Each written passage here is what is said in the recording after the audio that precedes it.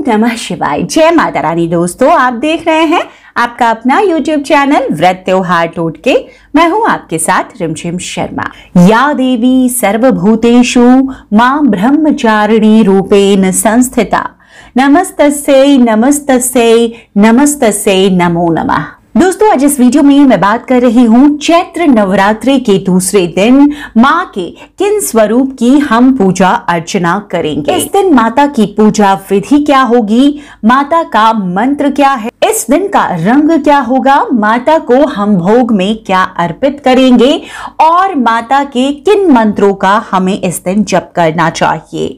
माँ ब्रह्मचारिणी स्वरूप की पूजा आराधना में हमें क्या वो एक खास उपाय है जो जरूर कर लेना चाहिए और माता ब्रह्मचारिणी का स्वरूप क्या है, उनकी पूजा का महत्व क्या है और नवरात्र के दूसरे दिन माता की कथा कौन सी है। तो ये तमाम जानकारियां आपको इस एक वीडियो में मिलने जा रही है। वीडियो अंत तक इन संपूर्ण जानकारियों के लिए जरूर देखें। दोस्तों, नवरात्र के दूसरे दिन हम माता ब्रह्मचारिणी स्वरूप की पूजा करते हैं। ब्रह्म का अर्थ है तपस्या, तपस्या और चारिणी यानी कि आचरण करने वाली, और इस प्रकार इन दो शब्दों से मिलकर बनता है ब्रह्मचारिणी, जिसका मतलब हुआ तप करने का आचरण करने वाली। दोस्तों, भगवान शंकर को पति के रूप में प्राप्त करने के लिए माता ब्रह्मचारिणी ने घोर तपस्या की थी और इस कठिन तपस्या के कारण ही इन देवी को ब्रह्मचारिणी रूप से पुकारा गया और हम इनकी आराधना इसी स्वरूप से करते हैं। कहते हैं कि मां ब्रह्मचारिणी देवी की कृपा से सर्व सिद्धियों की प्राप्ति होती है और नवरात्र के दूसरे दिन देवी के इसी स्वरूप की उपासना की जाती है। आगे मैं जो आपको देवी की कथा सुनाऊंगी उसका भी सार यही है कि जीवन में कठिन संघर्षों में भी मन को विचलित नहीं करना चाहिए। मन अगर एकाग्रचित्त होकर आप जिस भी चीज की कामना करेंगे उसको जरूर प्राप्त करेंगे। मां ब्रह्मचारिणी का स्वरूप क्या है। मां ब्रह्मचारिणी के हाथों में अक्षमाला और कमंडल सुसज्जित है। अगर मां का सच्चे मन से पूजन किया जाए तो व्यक्ति को ज्ञान, सदाचार, लगन, एकाग्रता और संयम रखने की शक्ति प्राप्त होती है। नवरात्रि के दूसरे दिन का रंग क्या होगा। देखिए, 14 अप्रैल बुधवार का दिन है और इस दिन नवरात्र का जो रंग है वो गहरा नीला है। गहरे नीले रंग को माना जाता है समृद्धि और शांति का सूचक।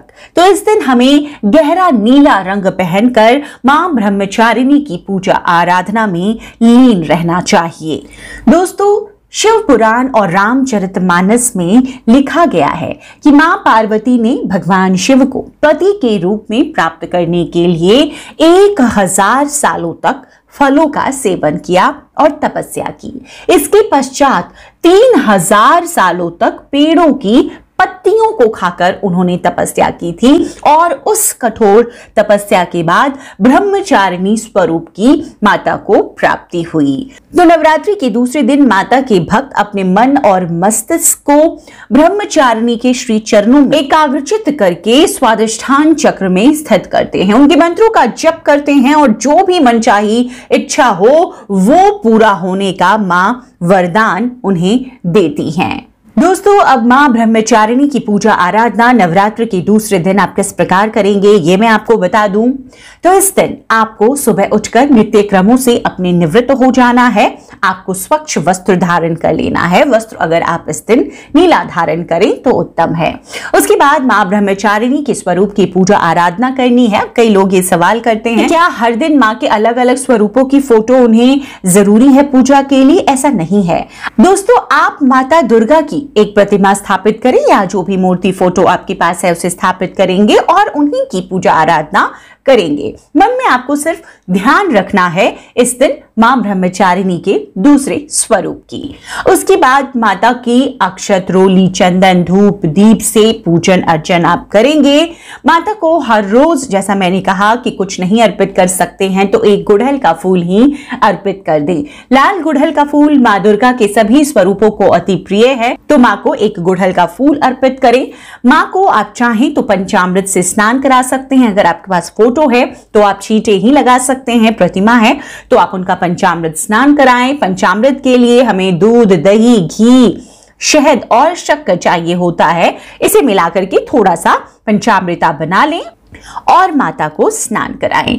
माता की पूजा आराधना में दोस्तों हर दिन आपको पान जरूर उन्हें अर्पित करना चाहिए। पान अर्पित करेंगे, सुपारी, लौंग, इलायची, बताशे, मिश्री, ये ऐसी चीजें हैं जो माता को आप हर दिन की पूजा में अर्पित कर सकते हैं। दोस्तों, देवी ब्रह्मचारिणी की पूजा करने से कुंडली में विराजमान जो भी बुरे ग्रह हैं, किसी भी ग्रह की अगर दशा अच्छी नहीं है तो आप मां ब्रह्मचारिणी स्वरूप की पूजा आराधना विधिवत जरूर करें।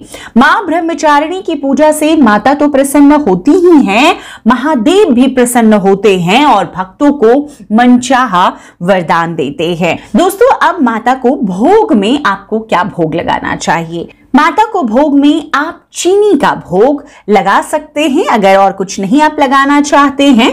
और इस दिन आपको अगर दान देना है तो किसी ब्राह्मण को भी आप चीनी का दान दें।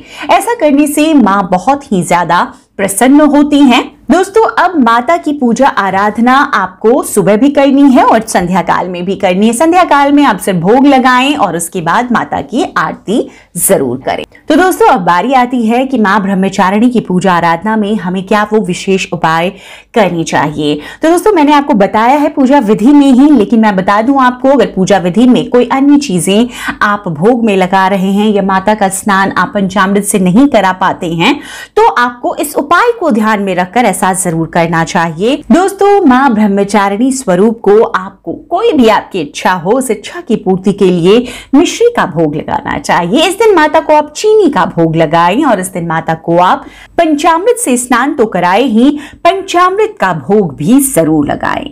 जिस भी तरह की आपकी कामना है, कोई ऐसा कार्य है जो लगातार लंबे समय से आप चाहते हैं, वो कार्य नहीं बन पा रहा है, मां ब्रह्मचारिणी को इन चीजों को आप जरूर अर्पित करें और उनसे मन ही मन प्रार्थना करें कि मां आपके उस कार्य को बहुत जल्द पूर्ण कर दे।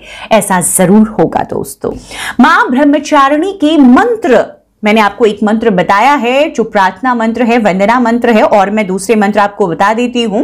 इस दिन आप ज्यादा से ज्यादा उनके मंत्रों का जप करें। जो पहला सबसे छोटा मंत्र है वो ये है, ओम देवी ब्रह्मचारिण्ये नमः। तो इस मंत्र का आप जप कर सकते हैं। और जो वंदना मंत्र है, या देवी सर्वभूतेषु मां ब्रह्मचारिणी रूपेण संस्थिता नमस्तस्यै नमस्तस्यै नमस्तस्यै नमो नमः, इसका आप जप कर सकते हैं।